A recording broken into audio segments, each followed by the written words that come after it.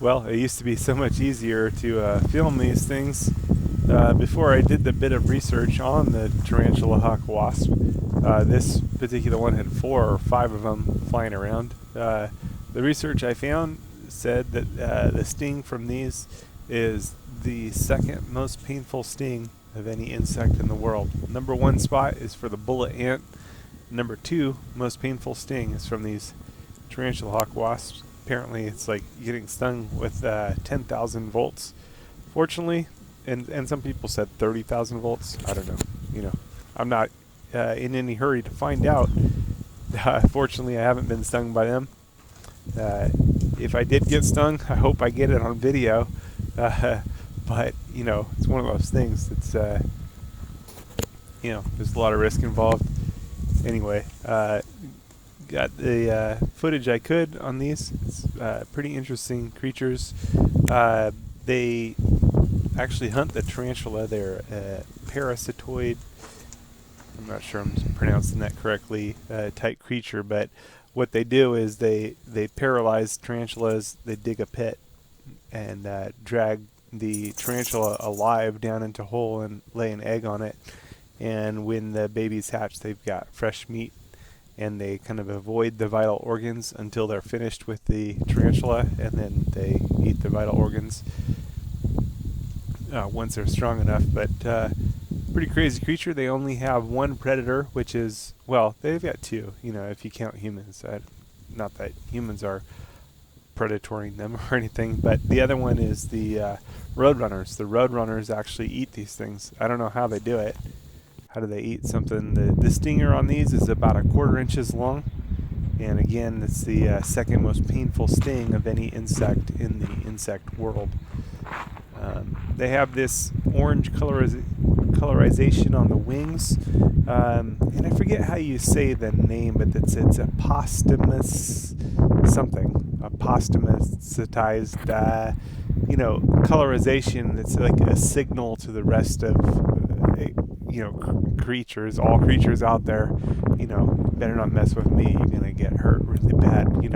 The reds and the oranges, this is kind of a signal to all of the creatures of the danger of the creature. Now, some insects will mimic those colors, and it's kind of like a fake out, not really dangerous, completely harmless, but yeah, they develop these colors to suggest that they might actually be dangerous. But anyway, these particular ones, the tarantula hawk wasp, they definitely are. They definitely can do a lot of harm. They generally don't sting humans, and before I did all this research, I actually pet a couple, and I put it in a video. Kung Fu Maintenance pets tarantula hawk wasp. You might check out that video if you're interested. The one that I pet was actually eating a bunch of peppermint plant, and the wasp was pretty much like drunk. It was like he was eating the peppermint schnapps or something. He was stumbling around, and so I reached out and pet him. Yeah, but I didn't know about that whole 10 to 30,000 volt sting thing at the time. So not sure I'd go there again. I don't know. Maybe depends how inebriated that wasp was. But yeah, you can check out the video on that if you're interested.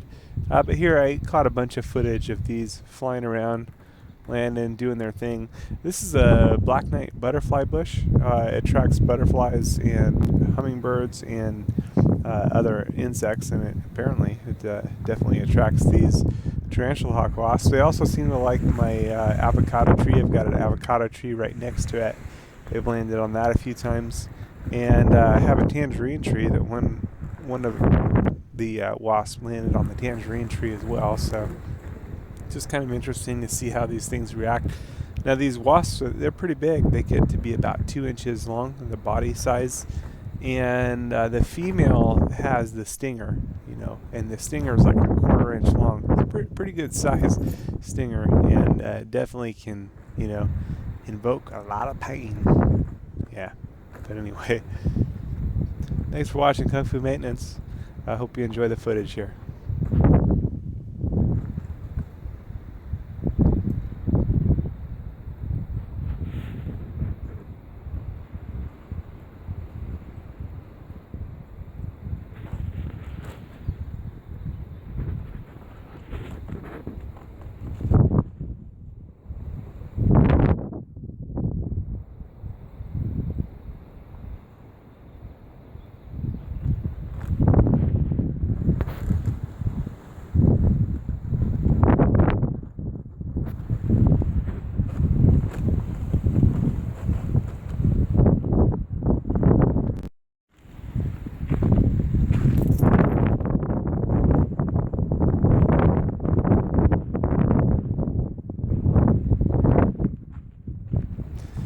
So here's one on the avocado tree I was telling you about.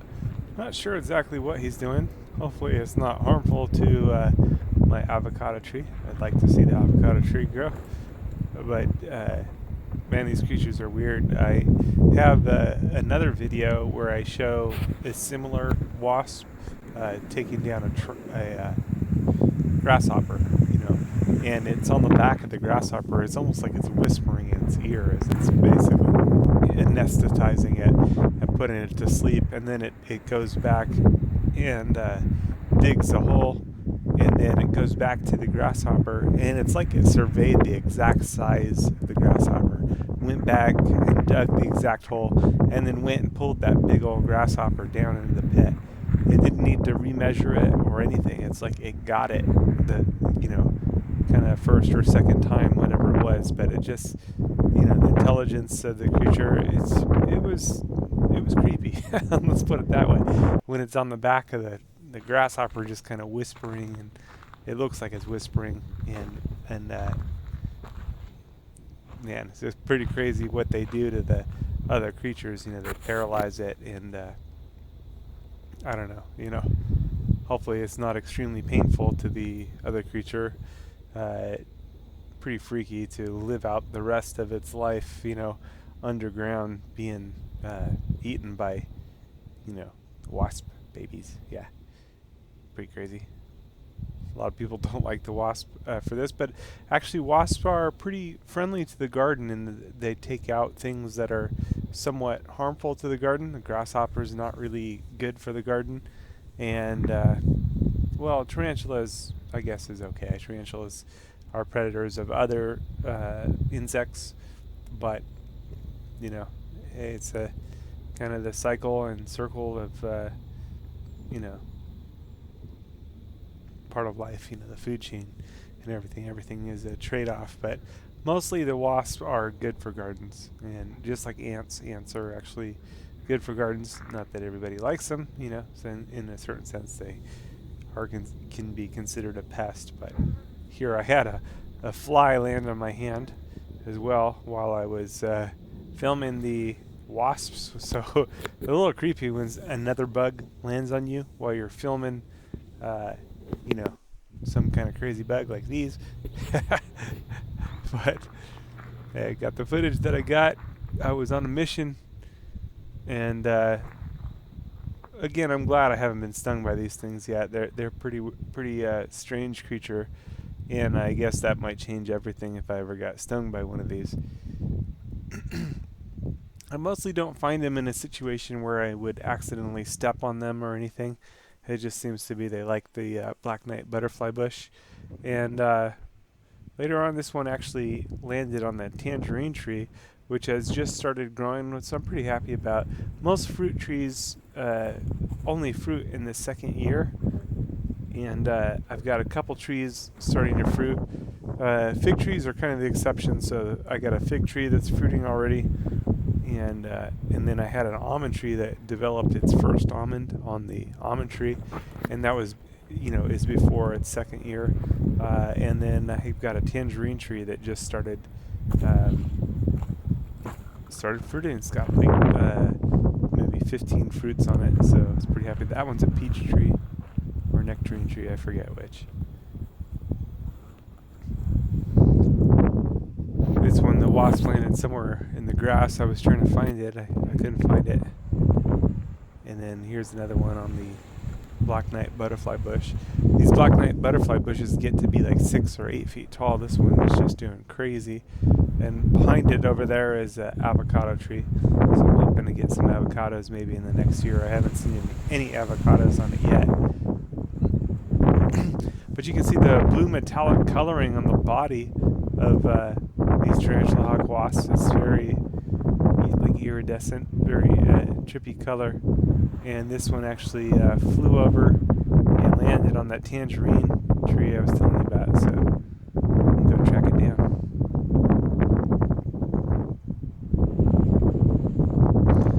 First it kind of flew over by the fence, and then eventually it goes to the tangerine tree.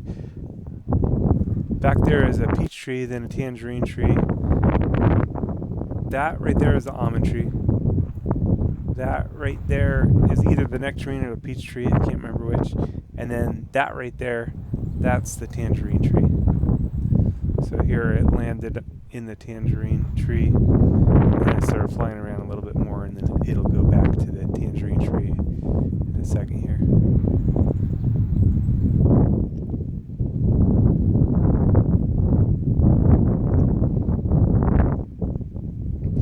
My area is pretty windy, and so it's interesting to see things fly around and kind of fight the wind and how they respond and go around and find other things. But here's the tarantula hawk wasp.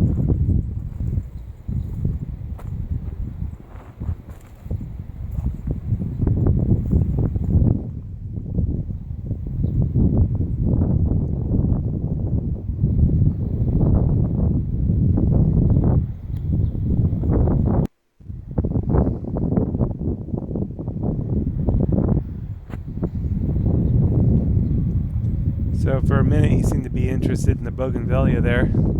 He gave that up, and then came and landed right in the tangerine tree. I've been planting some wildflowers, as you can see, all around, so I hope to be doing a video pretty soon going over the different types of wildflowers. Most of those that you see back there are Indian blankets is what they're called, and I'd like to do one showing more of the different names of all the different wildflowers. I don't know if there's much of an interest in that, but a little bit of an interest of mine personally, in that I'm growing all these different types of wildflowers, so it's neat to start to understand and start to map out what's what, you know. And my area has a lot of weeds, and sometimes some of the wildflower packets have some weeds, so I'd also like to start to identify those and root those out. But here you can see the tarantula hawk wasp in the tangerine tree. And again, I just started to see a bunch of fruit. I don't know why my camera blinked out there for a second on the side, but yeah, tarantula hawk wasps, they're pretty crazy. Pretty interesting, a very big bug. Don't want them landing on me. You probably don't want them landing on you. But definitely they're an interesting creature. Kind of rare. Thanks for watching Kung Fu Maintenance. Hope you enjoy the footage.